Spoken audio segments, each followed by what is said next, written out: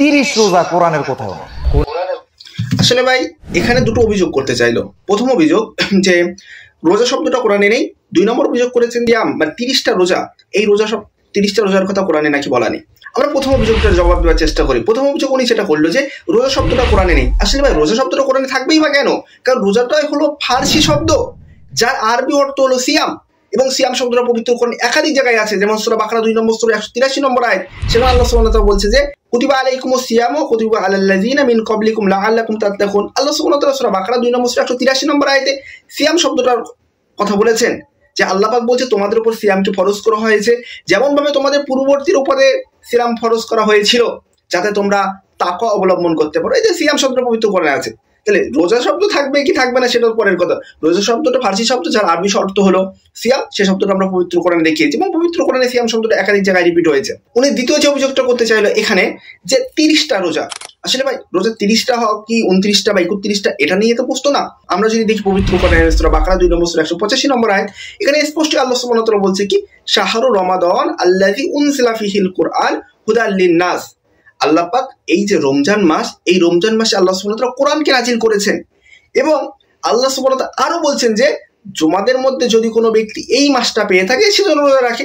আসলে ভাই রোজা 30টা হবে কি 29টা হবে কি 31টা সে তো পরের কথা। আল্লাহ সুবহানাহু ওয়া তাআলা রমজান মাসে কোরআন অবতীর্ণ করেছে এবং বলেছে তোমাদের মধ্যে যেই ব্যক্তি এই মাসটা পাবে সমগ্র মাস সে যেন রোজা রাখে। দ্বিতীয় অভিযোগটা জবাব আমাদের কমপ্লিট, কারণ 30টা রোজার কথা, মানে 30টা রোজা বা 31, এটা নিয়ে তো প্রশ্ন না।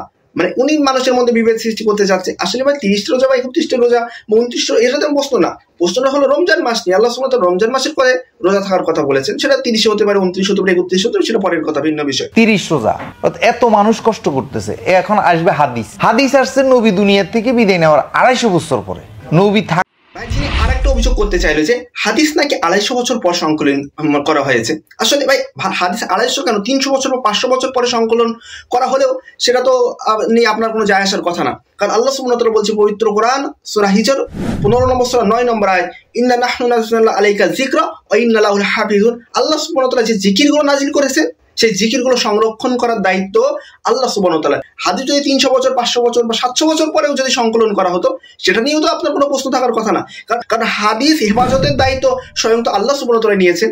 আপনার তো এখানে কোনো প্রশ্ন ওঠারই জায়গা না। হাদিস 300 বছর পরে সংকলন করা হয়েছে, হাদিস 500 বছর পরে সংকলন করা হয়েছে, এটা তো কোনো প্রশ্নের জায়গাই না। কারণ আল্লাহ সুবহানাহু ওয়া তাআলা স্পষ্টভাবে বলছে সূরা হিজরে 15 নম্বর সূরা 9 নম্বর আয়াতে, ইন্না নাহনু নাযালনা আলাইকা যিকরা এবং ইন্না লাহু লাহাফিজুন। আল্লাহ সুবহানাহু ওয়া তাআলা যে জিকির নাজিল করে সেই জিকির হেফাজতের দায়িত্ব আল্লাহ সুবহানাহু ওয়া তাআলা নিয়ে নিয়েছে। এছাড়াও আমরা অ্যান্টিভিনাম কিছু জবাব আমাদের হাদিস তফসিরকারী সিরিজের প্রথমে দিকে দিয়ে রেখেছি যে আল্লাহ রাসূল সাল্লাল্লাহু আলাইহি ওয়াসাল্লামের জীবন দশাতে অসংখ্য সাহাবীরা হাদিসের দার্স দিতেন। আল্লাহ রাসূল সাল্লাল্লাহু আলাইহি ওয়াসাল্লামের জীবন দশাতে অসংখ্য সাহাবীরা হাদিস লিপিবদ্ধ করতেন। আল্লাহ রাসূল সাল্লাল্লাহু আলাইহি ওয়াসাল্লামের জীবন দশাতে অসংখ্য সাহাবীরা হাদিস অনুযায়ী আমল করতেন। আমরা অসংখ্য যে দেখিয়েছি হাদিস 300 বছর 500 বছর পরে সংকলন হওয়া, মানে এই সমস্ত দাবিটা সম্পূর্ণ ভিত্তিহীন। যে ব্যক্তি এই দাবিগুলো করতে চাইলো আসলে তার হাদিস শাস্ত্র সম্পর্কে বেশি কোনো ধারণা নেই। আসতো তো মনের বুঝাইতাম যে নবী থাকছে দেখছে সব। আচ্ছা শোনা কথার কোনো সাক্ষী আছে? আপনি শুনছেন এই খুন হয়েছে, এটার কোনো সাক্ষী নিব যে? নিব না। তাইলে এই হাদিস হইলো শোনা কথা গেল। এটা তাহলে আপনি হাদিস, উনি হাদিস শাস্ত্র সম্পর্কে আরেকটা অভিযোগ দাঁড় করাতে চাইলো যে হাদিস নাকি শোনা কথা, হাদিস শোনা কথা বলে তাহলে হাদিস এই গ্যারান্টেড হবে কেন? আসলে ভাই এই কথাটা বলার মাধ্যমে পবিত্র কোরআনের আপনি কোন আয়াতটাকে অস্বীকার করেছেন জানেন? আল্লাহ সুবহানাহু ওয়া তাআলা বলছে সূরা হুজুরাত 49 নম্বর সূরা 6 নম্বর আয়াত, বলছে ইয়া আইয়ুহাল্লাযিনা আমানু। এখানে কোনো কাফির মুশরিককে উদ্দেশ্য করে আল্লাহ সুবহানাহু ওয়া তাআলা বলেনি। এই জন্য কাফির মুশরিকরা তো হাদিসের মহত্ব বুঝবে না। আল্লাহ সুবহানাহু ওয়া তাআলা কি বলছে? ইয়া আইয়ুহাল্লাযিনা আমানু, হে বিশ্বাসীগণ, ইন জাআকুম ফাসিকুন বিন্নাবাইন ফাতাবায়ানু, হে ঈমানদারগণ, যখন তোমাদের কাছে কোনো ফাসিক বা পাপাচারী ব্যক্তি কোনো সংবাদ নিয়ে আসে তোমরা সেটা যাচাই করবা।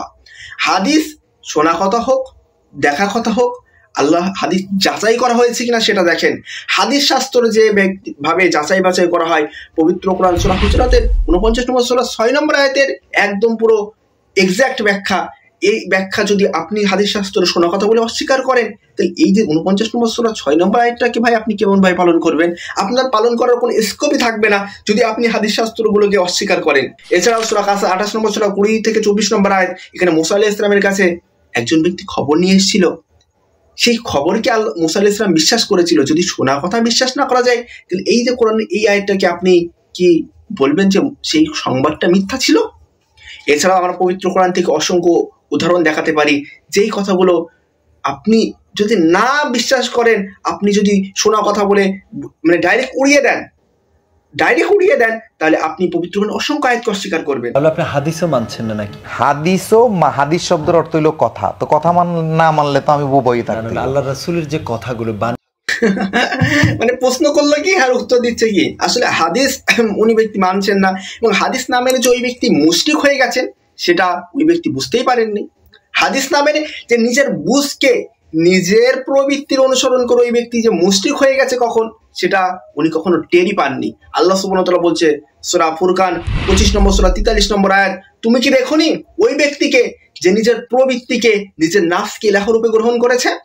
এই যে ব্যক্তি, সম্ভবত এনার নাম গোলাম মাঝভান্ডারী নাকি এমন একটা নাম, এই ব্যক্তি যে কখনই মুরতাদ হয়ে গেছে তখন এই ব্যক্তি টেরই পাননি, কারণ হাদিস না মেনে ওই নিজের প্রবৃত্তিকে অনুসরণ করছে, নিজের বুঝকে অনুসরণ করছে এবং নিজের বুঝকে ইলাহ বানিয়ে নিয়েছে।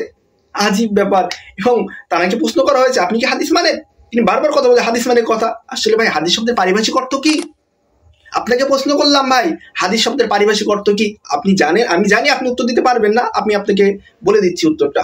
হাদিস শব্দের পারিভাষিক অর্থ হলো আল্লাহ রাসূল সাল্লাল্লাহু আলাইহি ওয়াসাল্লামের কথা, কাজ এবং অনুসমর্থন। যে কথাগুলো বাণীগুলো যেগুলো হাদিস বলি আমরা, যেমন আপনি এই যে আপনি বারবার মিফতাহুল জান্নাতি সালাহ কইছেন না, এইটা অনেক আলেমে কইতেছে এইটা হইলো গরিব হাদিস, এটা এই হাদিস কোন হাদিসে নাই।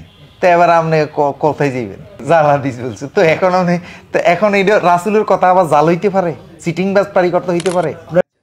উনি একটা হাদিস সম্পর্কে একটা গুরুত্বপূর্ণ একটা মন্তব্য করতে চাইলো যে আসসালাতু মিফতাহুল জান্নাহ, এই হাদিসটা তো জাল হাদিস, এই হাদিসটা রাসূলের কথা বা জাল হতে পারে।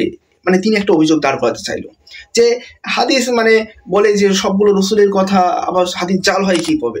আসলে হাদিস শেয়ারকারী ভাইরা বলতে চায় যে বর্তমানে যে সমস্ত হাদিসগুলি আমাদের সমাজে আছে সমস্ত হাদিসগুলোই জাল। আমরা যদি তানাদের কথার সঙ্গে, হাদিস শেয়ারকারী ভাইদের কথার সঙ্গে একমত হই যে সমস্ত হাদিসগুলি জাল, তবু আমরা দেখি হাদিস শাস্ত্র শরীয়তে দলিল হয় কি হয় না। প্রথমত আমরা দেখব যে কোন জিনিসের জাল তৈরি করা হয়। ধরেন কোনো দেশে বা কোনো বাজারে 1000 টাকার নোট প্রচলিত আছে বা 2000 টাকার নোট প্রচলিত আছে, তাহলে ওই দেশে বা বাজারে কি হবে, মানুষরা কি করে 1000 টাকার নোট বা 2000 টাকার নোটের জাল নোট তৈরি করে। এখন দেখা যাচ্ছে যে ওই দেশে 10,000 টাকার কোনো নোট প্রচলিত নেই, 10,000 টাকার নোট প্রচলিত নেই। এখন কোনো পাগলও কি 10,000 টাকার নোটের জাল তৈরি করবে? মানে কোনো পাগলও তো 10,000 টাকার নোটের জাল তৈরি করবে না, কারণ ওই দেশে তো এই জিনিসটা প্রচলিত নেই। তাহলে এখন এটা বোঝা যায় যে তারা যদি বলতেও চায় যে হাদিসগুলি শরিয়াতে সমস্ত হাদিসই জাল, তাহলে এই সমস্ত জালের অরিজিনাল কপিটা কি? আর আপনারা যদি সমগ্র হাদিস শাস্ত্রকে জাল হিসেবে প্রমাণ করতে চান, তাহলে আমরা বলবো যে কোন জিনিসের মানে আসল না থেকে জাল তৈরি হয়। আসল কোনো জিনিস নেই, তার জাল কোন জিনিসে তৈরি হয়? আমাদের একটা উদাহরণ দেন, কারণ কোনো পাগলও তো যে জিনিসের আসল কপি নেই তার জাল তৈরি করবে না। কারণ পাগলও তো যেই বাজারে 10,000 টাকার নোট প্রচলিত নেই সেই বাজারে 10,000 টাকার নোটে জাল তৈরি করবে। আশা করি বিষয়টি স্পষ্ট করেছি। স্পষ্টই এনার সবগুলো প্রশ্নের জবাবগুলো আমরা দিলাম, এবং তিনি যে প্রশ্নগুলো ফাউল মার্কা প্রশ্নগুলো করেছিল, তিনি প্রথম যে প্রশ্নটা করতে চাচ্ছিল যে 30 রোজা এই শব্দটা কোরআনে, এবার রোজা শব্দ কোরআনে থাকবে কেন? কারণ রোজা হলো ফার্সি শব্দ, সিয়াম আরবি শব্দ, আরবি শব্দ কোরআনে থাকবে, কোরআন আরবি ভাষায় লেখা হয়েছে। আল্লাহ সুবহানাহু ওয়া তাআলা বলছে সূরা ইব্রাহিম 14 নম্বর সূরা 2 নম্বর আয়াত, আল্লাহ সুবহানাহু ওয়া তাআলা কোরআনকে আরবি ভাষায় নাজিল করেছেন। তাহলে কোরআনে আরবি ভাষা থাকবে, ভাই ফার্সি ভাষা কোরআনের ভিতরে খুঁজে আসছেন কেন? আজীব ব্যাপার। দ্বিতীয়ত ওনাকে দেখিয়েছিলাম আসলে ভাই 30 শব্দটা থাকবে কেন? আমরা কি 30 রোজা এই কথাটা বলি নাকি? আসলে ভাই এই কথাটা তো বলি না, আমরা বলি রমজান মাসে সমগ্র রমজান মাস রোজা, যেটা আমরা স্পষ্টভাবে দেখিয়েছিলাম সূরা বাকারা 2 নম্বর সূরার 185 নম্বর আয়াত থেকে।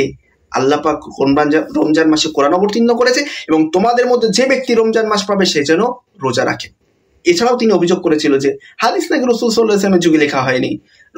এই অভিযোগের জবাব আমরা দিয়েছি, কেননা আমরা দীর্ঘদিন ধরে এই প্রশ্ন দিয়ে উত্তর দিয়ে আসছি। আপনারা হাদিস শেয়ারকারী সিরিজটা যদি আপনারা দেখেন, হাদিস শেয়ারকারী সিরিজ 1 থেকে নিয়ে শুরু করে আপনারা আমাদের হাদিস শেয়ারকারী সম্বন্ধে 120টার উপরে ভিডিও হয়ে গেছে। আপনি সেই প্রত্যেকটা ভিডিও দেখবেন, সবগুলো প্রশ্নের মানে উত্তর আমরা এর আগেও দিয়ে রেখেছি। স্পষ্টই তারা তৃতীয় প্রশ্নের জবাবও দিলাম, এবং তারা সর্বশেষ যে প্রশ্নগুলো ছিল সেই প্রশ্নগুলোর উত্তর আমরা দিয়েছি। এবং যদি তিনি বিস্তারিত আলোচনা চান, আমরা আজকে সংক্ষেপে আলোচনা করলাম, এবং বিস্তারিত আরো আলোচনা করা যাবে, এক একটা বিষয়ের প্রতি আরো বড় বড় ভিডিও করা যাবে ইনশাআল্লাহ।